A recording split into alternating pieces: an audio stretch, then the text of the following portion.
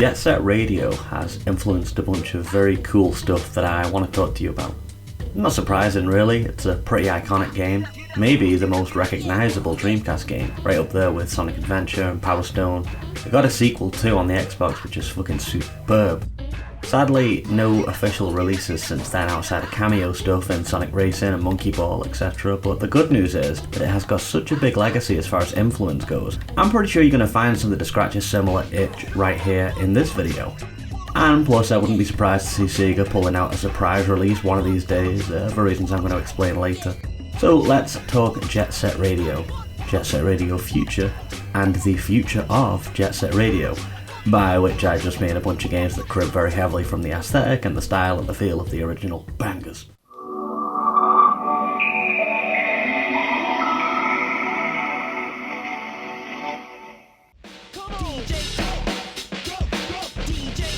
Hey out there, this is Tokyo's very own #1 pirate power station, Jet Set Radio!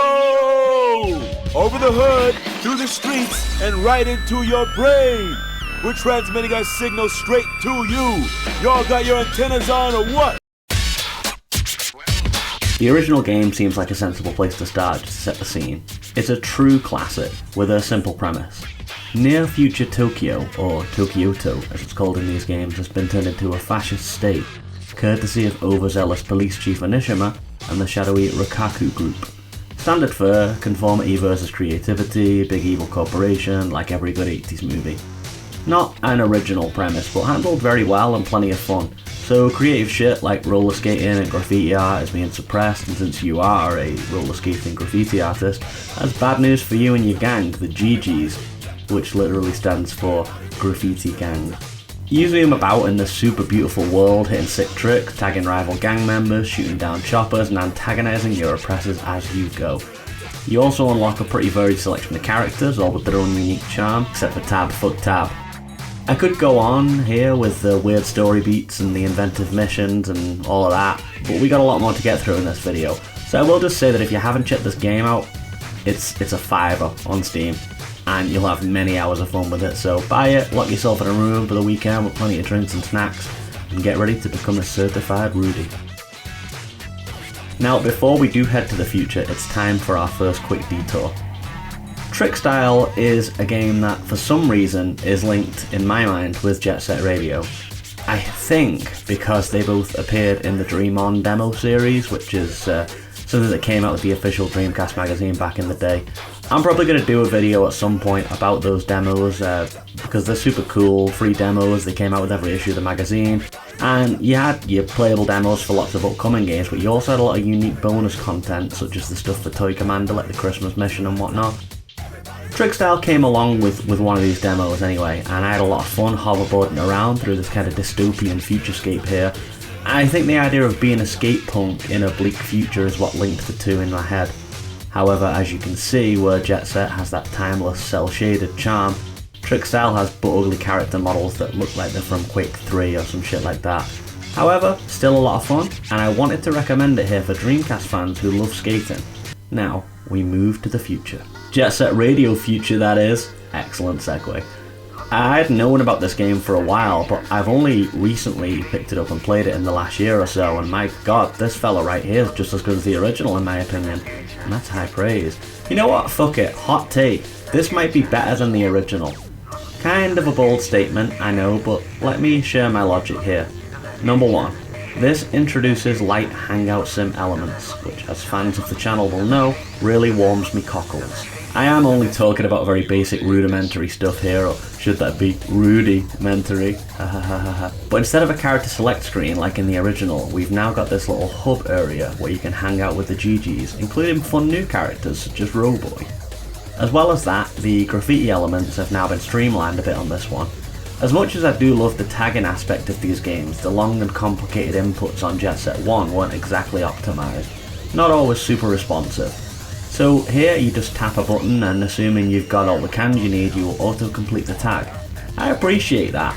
Otherwise it's largely business as usual. Professor K is still here, now looking even cooler with a little salt and pepper thing going on with his hair. Basically, if you liked the original game, you need to jump on this one. I'm hoping Steam will eventually give this the HD treatment like they have done with the original, but we'll see. The music you've been hearing all through this video so far is by certified cool cat Hideki Naganuma, who did all the music for both Jet Set games, and if we were to follow his music career on, we would see that his work also appears on Ollie King, which is an arcade skateboarding game with some stylistic similarities to Jet Set, except for the fact that it is quite clearly SSX tricky. It looks like fast arcadey fun racing through the streets of Japan against other skaters, but unfortunately I have very little to say about this one because the playthrough you are seeing is not mine. I owe fellow YouTuber Kid Chameleon big thanks for uploading this one because I can't find a way to play this game anywhere outside of buying my own arcade cabinet and hooking it up. Maybe one to think of if the channel blows up.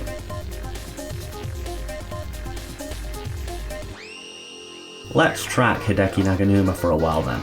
Lethal League Blaze, as you can see, has the Jet Set aesthetic, or Jet-sthetic if you will, but it's not a skating game. It is in fact a dodgeball game, except that it is in fact also a fighting game, except that it is in fact also fucking insane. Really speedy arena bash stuff like Smash Brothers meets JoJo's Unusual Jaunt. I'm not going to spend any real time on this one since we're looking at Jet Set alikes and this is not really that, but it is, I think, of interest to fans of the Jet-sthetic and the general vibe of those games. Hover, Revolt of Gamers, is an online joint that frequently uses the word gamer, and so on paper, I should hate it. But actually it's a fucking blast. Got Jet Set, Futurama, Transmetropolitan, Neon City, where you can parkour your ninja looking ass around to your heart's content. Mirror's Edge comparisons are an obvious touchstone, but just look at this here. I defy you to tell me that Professor K wouldn't feel right at home among these sleek blue high-rises and the graffitied up skate parks. Now, games being purely online is a hang-up that I have because I am over 30, but maybe it doesn't bother you. The highest praise I can personally give to this game is that I hardly noticed it was online at all. It wasn't intrusive. I was just happily grinding and flipping and wall jumping in my own little world with nary a care for the many gamers around me. Pacing is very nice too, as there's a loose narrative but it's not enforced with any real authority. You can do the tasks in your own time, but you can also feel free to bumble around and explore the comfy hangout spots, which is just how I like it. And I'd be remiss if I didn't mention the rewind mechanic. Certainly not the first or only game to do this, but it's implemented in a pretty awesome way. You can rewind yourself, but it doesn't rewind the world. So let's say you want to open a timed door on a high ledge and the switch is low down on the ground. You can jump down, flip the switch and then rewind yourself back up onto the ledge before the door closes. Feels like some Zelda shit honestly, and I really dig it. Hideki Naganuma, seal of approval on this one too, since he contributed some of the music, and that's tight as fuck. Okay, look, I know, Bomb Rush Cyberpunk is coming out this summer. I can't exactly review it yet, because it's not out, but, you know, let's take a look at some of the trailers and see why it's a clear contender for the most Jet Set game outside of the originals. I don't feel like I need to say anything, honestly. You can see the Jet-sthetic from a mile off with this one, and Naganuma is also confirmed for the soundtrack. I'll be mightily surprised if this game disappoints fans in any way, as it looks like exactly what we've all been craving. I can't wait to play it. When it drops, I will play it, and I'll certainly give you my thoughts at that time. Let's take a little detour here. Rollerdrome is considerably less chill than the other entries here, but no less good. It is a dystopian future murder fest based on a 70s sci-fi film that I haven't seen, but it looks properly grindhousey and cool. The premise in this game is that you are young hopeful Kara Hassan, who has just taken out a big loan and paid mega money to compete in a roller skating shoot-bang blood sport for a big evil corporation.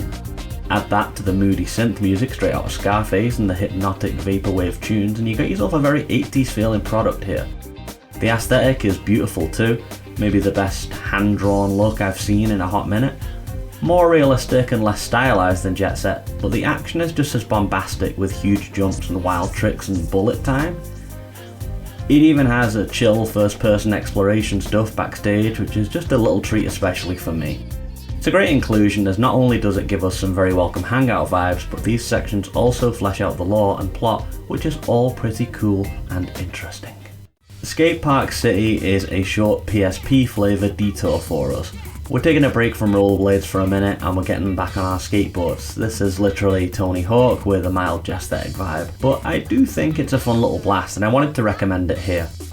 In short, I think you know what you're getting just from looking at this short clip. You're scooting around a nice big city, finding cool lines and runs to hit up. It certainly ain't reinventing the wheel, but if you just want more stylish skate punk stuff to add to your library, you could certainly do a lot worse than this one. It's cool, it's interesting, it's fun, you can do it in little bite-sized chunks. It's all nice. I ain't gonna lie to you, Chief. Being that I am not an all-caps gamer, I do not have a gaming rig to speak of. I play everything that is PC exclusive on my laptop, and it ain't exactly optimized. All that to say that while I think Neon Tail is a beautiful game and looks super fun and cool and good, I couldn't get it running, and so I can't play it. So I gotta wait until I can afford a Steam Deck for that. That aside though, I think we can infer plenty just from looking at the damn thing here. Beautiful bubblegum pops of colour, smooth characters, industrial areas that look strangely beautiful. I did read an interview with one of the devs and they said they weren't really going for a Jet Set thing here, but they did appreciate that the vibe and style would obviously draw comparisons. And that makes me want to play it even more honestly. I love Jet Set likes, but I also just love that look and feel, so if other games want to take the big skate adventure thing in a totally different direction, then I am here for that. And speaking of that, Solar Ash is entirely its own beast, so I'm not going to reduce it to just saying it's a Jet Set like. However, there are certainly many elements that will appeal to fans. Those being obviously the stylish visuals and the skating. Rei is not always skating though, she can walk and she can climb and grapple, and so we've got Breath of the Wild and Sable type vibes here. Also a variety of combat types from Sonic Adventure Bash It As You Pass It to Shadow of the Colossus Oh My God It Is So Big I Must Scale It and Kill It. Sad somber story too, so not at all Jet Set-y in that way. But I do think the fluid movement and the general flair of the whole thing has something going on for fans of the series. Either way, Solar Ash is a fucking solid 10 banger, so go play it. Final thoughts here. Will we ever see Jet Set 3? The short answer of course is that I don't know because I don't work for Sega, but the longer answer is that I think it's likely. Bomb Rush Cyberpunk is Jet Set 3 in all but name, but it isn't a Sega game. Sega still have the rights to Jet Set, as they put the characters in their other games as cameos fairly frequently. So I think if Bomb Rush does well financially, like I hope it will do, then Sega may see fit to strike while the iron is hot and get themselves to work on Jet Set 3. Maybe not, of course, but I think there's a chance and I'm holding out hope. That said, I certainly hope I have given you enough ideas for games to check out if you're a Jet Set head. There's plenty here to keep you busy until Bomb Rush drops, so get to it.